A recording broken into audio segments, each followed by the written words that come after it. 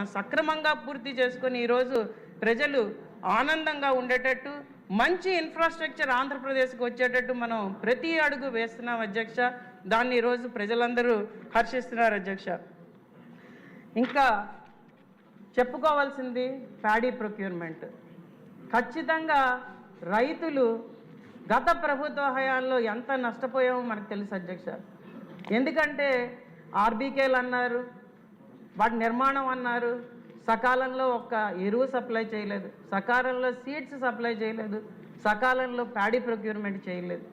ఎందుకంటే గత ఎలక్షన్ క్యాంపెయిన్లో మనం వెళ్ళినప్పుడు రైతులు కన్నీళ్లతో మొలకలెత్తిన విత్తనాలు మొలకలెత్తిన ధాన్యం చూపిస్తుంటే నిజంగా చాలా బాధ కలిగించింది అధ్యక్ష.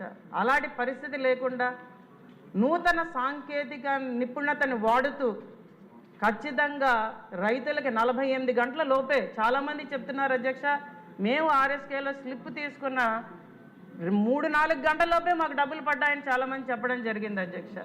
ఎక్కడ కూడా ఏ సమస్య రాకుండా, అలాగే మన ట్రాక్టర్ విధానంలో కూడా మన జీపీఎస్లు పెట్టినప్పుడు సమస్య ఎత్తితే వెనువెంటనే స్పందించి ఏ వెహికల్ అయినా వాడుకోవచ్చు, సకాలంలో ధాన్యం మనం ప్రొక్యూర్ చేసుకోవాలని చెప్పి రైస్ మిల్లర్స్తో కూడా కరెక్ట్గా మాట్లాడి బీజీలు అన్నీ సరిగ్గా ఉండేటట్టు చూసి పాత బకాయిలు కూడా చెల్లిస్తూ ఈసారి ప్యాడీ ప్రొక్యూర్మెంట్ అనేది చాలా చక్కగా మన గవర్నమెంట్ చేసిందనేది ప్రతి రైతు ఈరోజు చెప్తున్నది అధ్యక్ష.